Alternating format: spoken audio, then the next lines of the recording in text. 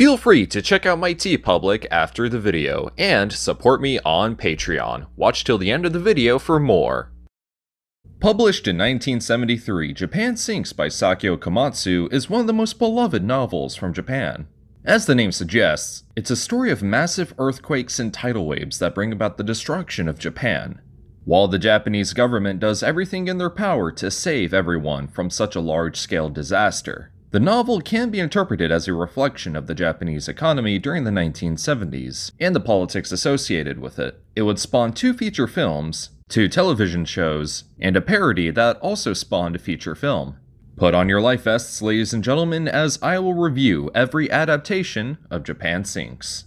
We begin in 1972 when Daiei was planning to adapt the upcoming novel, titled Submersion of the Japanese Archipelago, but the film's rights were never negotiated and were eventually sold to Toho.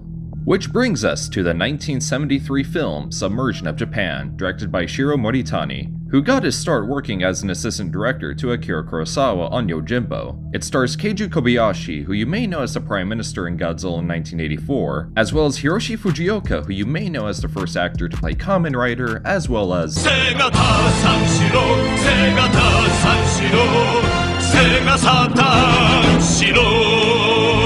geophysicists Tadokoro and Onodera, played by Kobayashi and Fujioka respectively, take a submarine to find out that Japan is on the verge of collapsing into the ocean floor. They try to find an explanation for this phenomenon, and come to the conclusion that Japan will eventually be the victim to massive earthquakes, volcanic eruptions, and numerous tidal waves. With this information, Tadokoro and Onodera do everything they can to save the citizens of Japan from this catastrophe.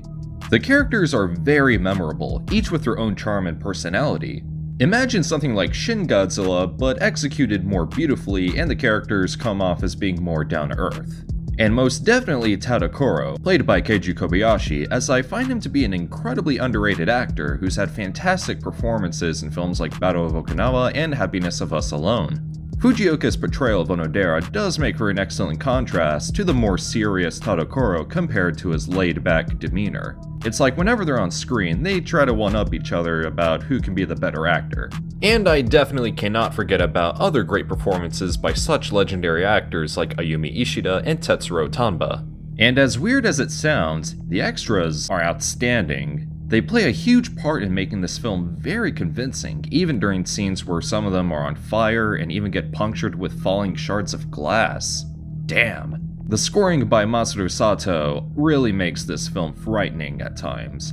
There were scenes where I felt nothing but genuine concern and worry over what was happening, as it truly evokes a sense of terror at the right moments. One thing to note is that the film is 2.5 hours long. I know that turns off a lot of people, but Submersion of Japan is paced so well that it doesn't feel that long at all. If I were asked, what is the greatest tokusatsu film ever made?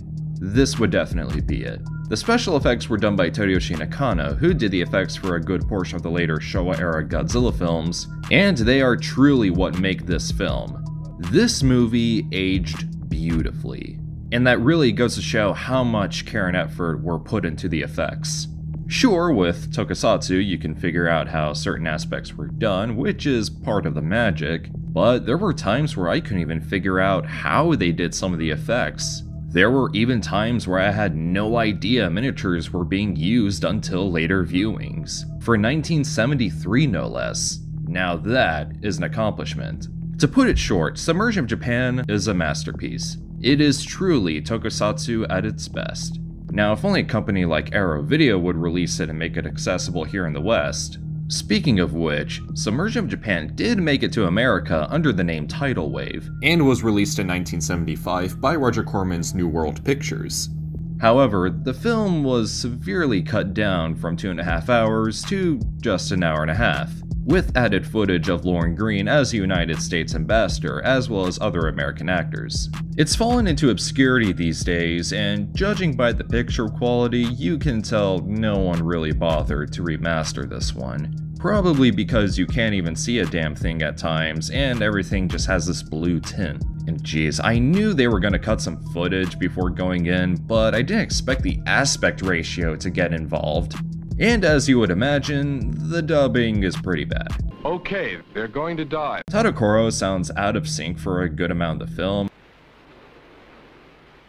probably, but... And I can't help but think Onodera sounds like Garfield at times. You kidding? With him? Oh yeah, and Lorne Greene is promoted top billing in the marketing, yet he doesn't even appear until halfway through. Or at least I think, because I can't see anything most of the time.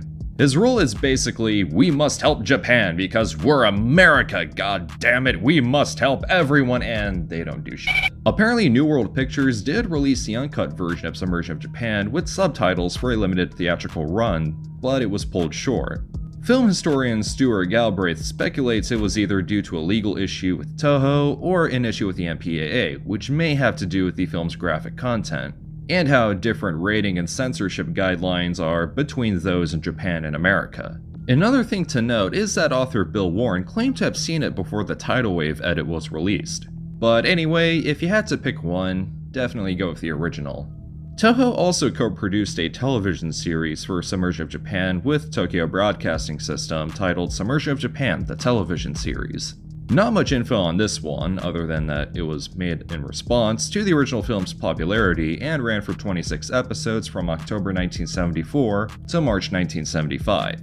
That, and I can't seem to find it anywhere online, not subtitled at least. Though it has been released on Laserdisc in 1996 and a DVD box set in 2006. Then in 1998, Shochiku announced that they would be doing their own adaptation of Japan Sinks with Kazuki Omori as the director, set for a release in 1999. It never happened. Shochiku was experiencing budgetary issues, and everyone involved in the project had to be transferred, thus it never came to be. Then in 2006 came a remake of Submersion of Japan titled Japan Sinks, or Sinking of Japan, and sometimes Doomsday, The Sinking of Japan, directed by our Lord and Savior, Shinji Higuchi. This remake would have a bigger emphasis on the drama among its characters, to where it's more along the lines of a modern J-drama than the original. Whether that's a good or bad thing is up to you, of course, but me personally, I prefer the tone and atmosphere of the original. Similar beats from the original film are present with differences here and there, but we mostly follow the relationship between Onodera and Reiko, who are played by Tsuyoshi Kusanagi, who you may know as Grisha from Higuchi's Attack on Titan films, and Koshi Basaki, who you may know as Mitsuko from Battle Royale. Tadokoro is played by Atsushi Toyokawa, who kinda comes off as your typical dramatic disaster film geologist. And Reiko is rewritten to be more than just a love interest for Onodera, but also a member of a Japanese rescue team. The visuals are pretty nice for the most part, even looking incredible at times. You can also see some of Shinji Higuchi's signature shots. And I find it fitting that Higuchi would direct a remake for Submersion of Japan, as Toyoshi Nakano, the effects director of the first film, was his mentor on the set of Godzilla 1984. Overall, this one isn't bad, but there really isn't anything too noteworthy about it other than the fact that it's a remake of such a beloved classic. And that kinda goes into perhaps this movie's biggest problem. It lives in the original shadow, as it unfortunately falls into the usual disaster film tropes and conventions that the original was partially responsible for in the first place. Not a terrible film by any means, but if you can look past that, you'll find some enjoyment out of it. There's also Hideaki Anno cameo if that interests you. One interesting thing to note is that it was going to have an American release on DVD, it had a listing and everything, but it was never released. That, or I guess we'll have to wait till 2037 according to Walmart. The World Sinks Except Japan, released the same year as the Higuchi remake, is also an adaptation, one based on the short story of the same name by Yusutaka Tsutsui. Talk about a movie that's a lot better than it has any right to be. As you would imagine, this parody is a complete inverse of the original story's premise, where Japan is the only nation to survive a major catastrophe that wiped out every other landmass on the planet. And the mass immigration from other countries to Japan leads to the nation becoming severely overpopulated, and the government must find a way to handle it. It's a very interesting premise, as the story's subtext lies within the criticism of Japanese nationalism and xenophobia, which not only makes for some really interesting commentary, but some really hilarious scenes in the film. It stars Kenji Kohashi, which I'm sure must have been intentional due to how much his name resembles Keiju Kobayashi, as the events of the film are mostly told in his perspective. And if you're a fan of tokusatsu, you'll find some nice Easter eggs here and there. For example, Hiroshi Fujioka is also in this movie. He starts the Gaijin Attack Team, which is a parody of the Monster Attack Team, and they just go around beating non-Japanese civilians on the streets. This movie is hilarious, but I can't seem to find it online to show any footage, so all I got is this trailer. But I'm sure you'll be surprised to hear that the DVD for this movie is still in production, as you can find it for relatively cheap prices. I got my copy for just $10, and that's including tax and shipping. And now, this one.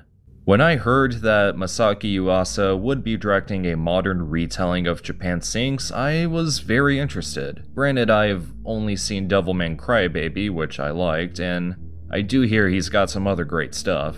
And when it finally came out on Netflix this year, I couldn't help but be very disappointed. I wasn't really expecting a masterpiece, but something that served as a nice modernization of the original story.